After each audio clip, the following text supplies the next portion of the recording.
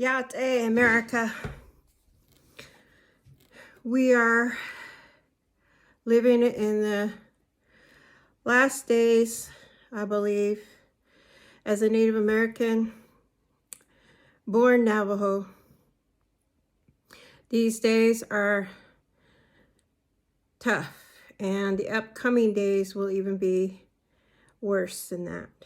We are in the latter days of living here in this promised land in peace. Some of you may say that it has never been peaceful. And some of my brothers and sisters, my Native brothers and sisters, would say that.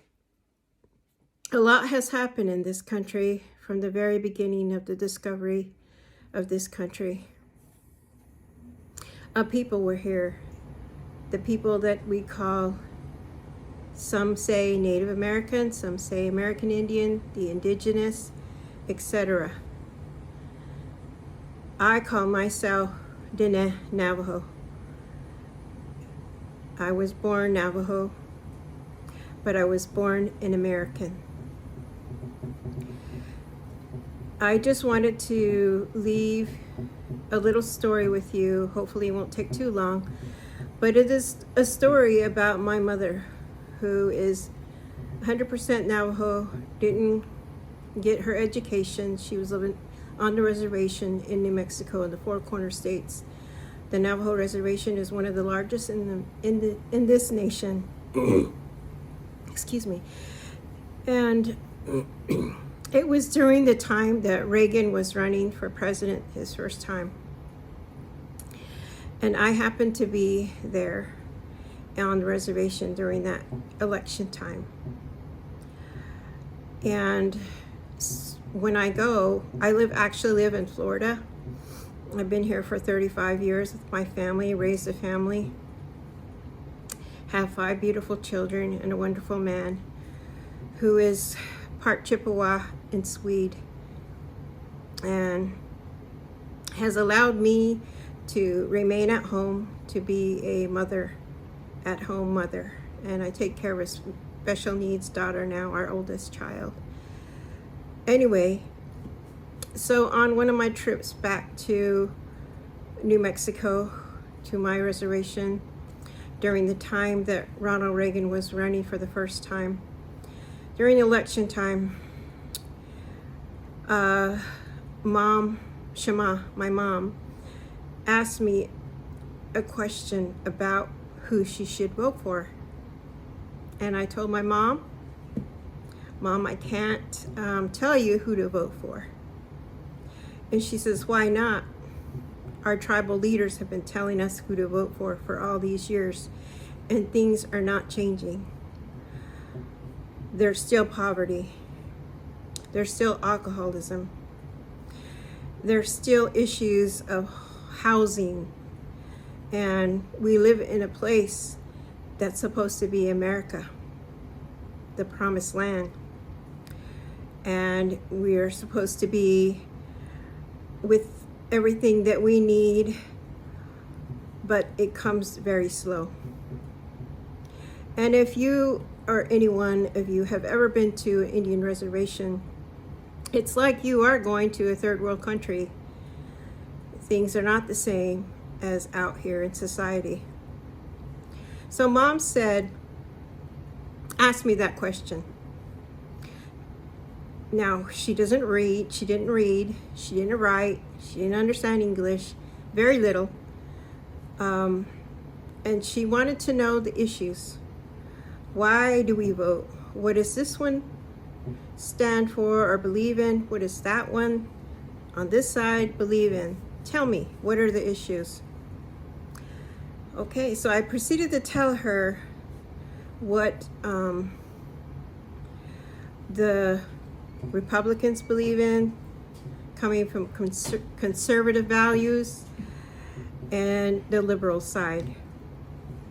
And the one thing that she really didn't understand is what was the difference.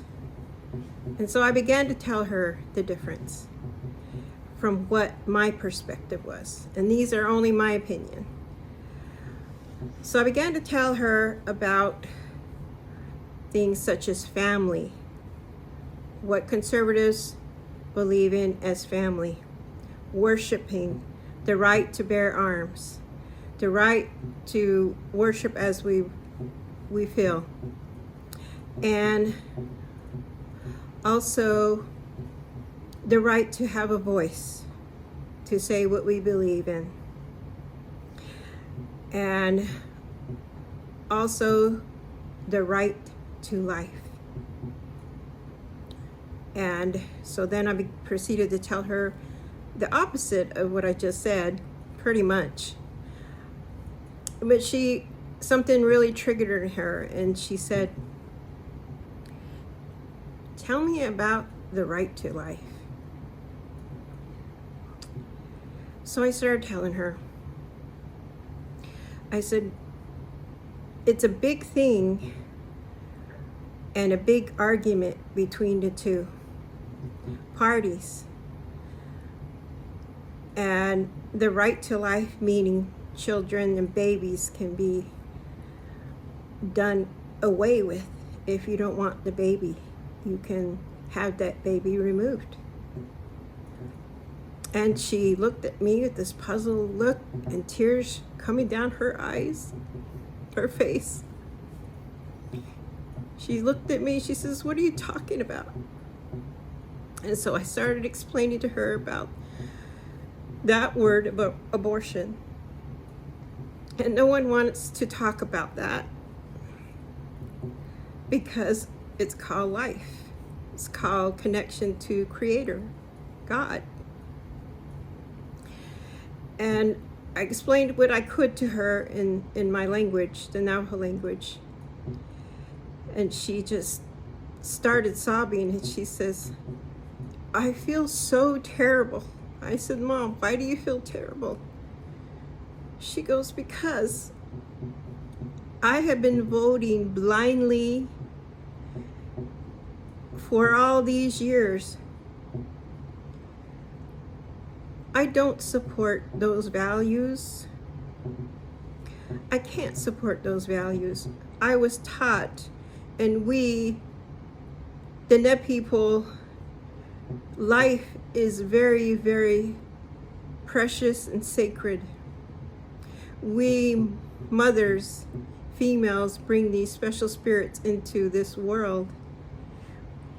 We cross over nearly death ourselves to bring these children into the world, and they become part of our families, and someday become leaders and examples, good examples to us, and we are given the blessing to take care of them, raise them, teach them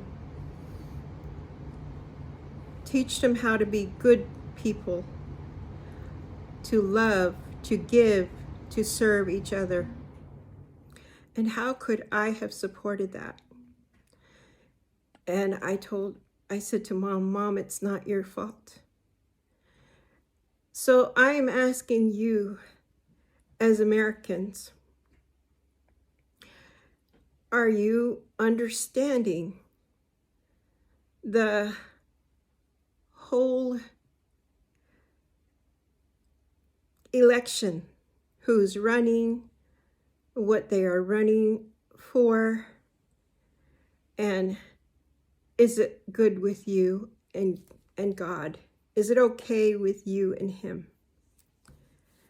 Are these the values that you hold dear in your heart and that you believe in? That day, I told my mom and explained to her the best I could in our language. Really made me think. From that day on, I try to listen for the Spirit, pray, ask for guidance to make good decisions, not only with politics, but with running my family, with raising my family, and being a good American, loving people. accepting them for their faults, showing kindness, and even a smile. These are the values of our Native people. Yes, we did go through some hardships, and some are still going through hardship. But this election is very important. Do we want to keep our country peaceful? Do we still want a voice? Do we want to pray and worship as we want to? We are free to do that because we live in America. And we should be thankful that we have a country such as America. We are all free Americans. God lives, Creator lives. You may call him different, but he is a God. He is our God, our Father in heaven. He loves us. He wants us to live in peace. He wants us to serve one another. He wants us to love one another. And I pray that we will continue and honor him because he gave us life and Jesus gave up his life for us. He lives. Thank you very much. Akeha.